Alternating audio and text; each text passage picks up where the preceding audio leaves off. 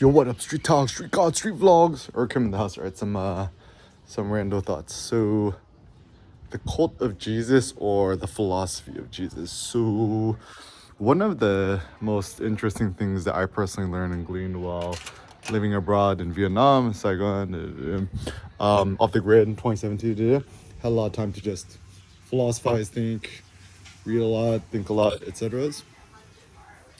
And probably one of the most interesting things I actually studied and learned was towards, essentially the life of best friend Jesus Christ. So the Jefferson Bible is essentially, Thomas Jefferson, the, American president, right? He essentially compiled his own personal Bible of the philosophy of Jesus Christ, or Jesus of Nazareth, with his moral teachings and sayings, etc. And it's interesting also, as more research about like fasting, and there's like the teaching of the 12 apostles, I think it's called the Didache or something like that. And so if you think about it purely from an empirical perspective, let us just putting away the hocus pocus, right? Thinking about Jesus, Jesus of Nazareth. It's funny because like even something I'm not sure is like Jesus Christ. Like, why they call him Christ? Let's just call him Jesus. Jesus of Nazareth, right? Kind of like what the ancient Greeks did was like Milo of Croton, or Diogenes of Eric Kim of Eric of LA. But anyways, so I think it's kind of interesting to think and consider, because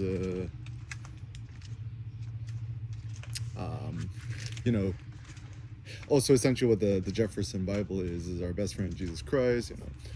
Jesus, he compiled his own personal Bible, where he only included what he thought were like, empirical accounts of the life of Jesus, right? Jesus of Nazareth. And Thomas Jefferson said essentially he found the morals and ethics of Jesus and his teachings, his precepts, as the most like sublime and interesting thoughts. And he tried to follow it. And so it's funny too, because even in today's world, right? Like so much of our world, for myself, I'm Catholic, Roman Catholic, right? And it's funny too, because like in America, so much like politics involves religion, which is kind of, isn't there supposed to be a separation of church and state? So for example, also being Korean American, most Korean Americans tend to be Protestants. It's so funny too. It's like there's so much disinformation out there. They're like, the thing I like about being Catholic is like we just kind of doing our own thing. We kind of leave other people alone, kind of thing. Whereas Protestants, the evangelist, the bias is to go out and evangelize. It's much more like aggressive and kind of a displeasing way.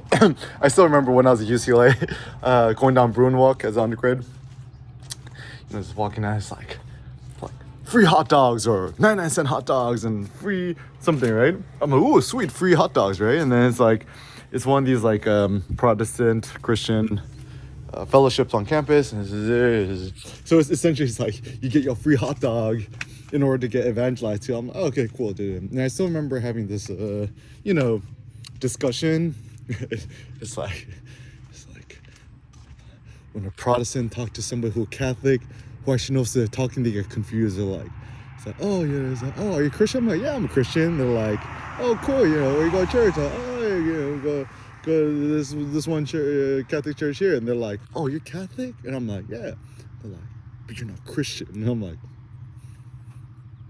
just saying. And they're like, no, you're Catholic, you worship Mary. I'm like, what? And so it's funny too, because there's these strange things, because Catholics are Christian, Protestants are Christian. And he's like, no, but we Christian. I'm like, no, technically you guys are Protestant. Or like if you're Baptist or, you know, Latter-day Saints or whatever is used, you know, technically, you know, if you think about the genealogy of things.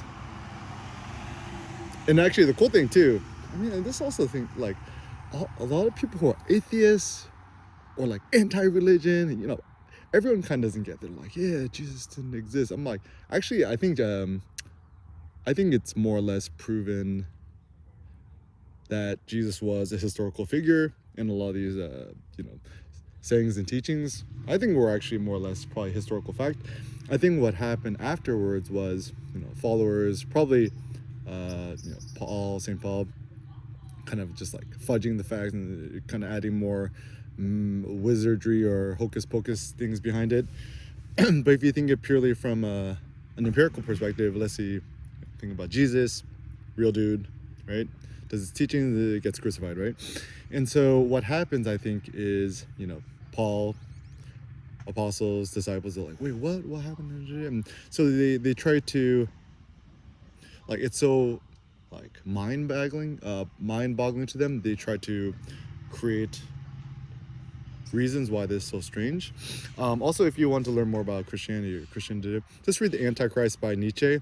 And no, it's not Antichrist like upside down cross and it's like, you know, satanic worship. And like, it's just essentially Friedrich Nietzsche, you know, philosopher.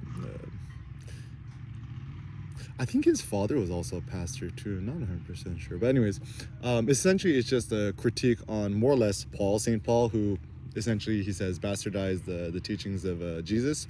And actually, the funny thing too is Nietzsche is actually pretty warm to Jesus at the end of the day. And I think also the problem too with Christian religion is that we take things too literally, right? And for me, the reason I like being Catholic actually, and also read some essays by Nassim Taleb is kind of, I kind of like the pomp and pageantry. I like the rituals. I like the separation of the sacred and the profane. So for example, your priest probably wouldn't pull up in Lululemon compression gear when he's about to do a homily, right? It's and yeah, and I think you know, I like the social life. I like, you know, I like church. I like going to church. I like the people there. I also taught Sunday school, etc. And so yeah, and I think I think just some thoughts to munch on is, one, how come no one's ever thought about Jesus as a philosopher, teacher, right? Second thought is maybe you think about it as Christians, it's like we are cult followers of Jesus. It's so funny because nowadays like cult is seen as a bad thing. It's like, well, I'm a cult follower of Jesus. I'm like, sure, why not? I love Jesus. Jesus is badass, right? It's like you know the stories. It's like he goes into the temple. He's like, don't sell stuff at my father's. Where's my father's house? He starts throwing over tables and busting out the whip and whipping out the cattle and stuff like that. So he was actually pretty badass, which is kind of a fun thought. So anyways, some thoughts to munch on. Google the Jefferson Bible PDF. Give it a read. And yeah, just happy Easter.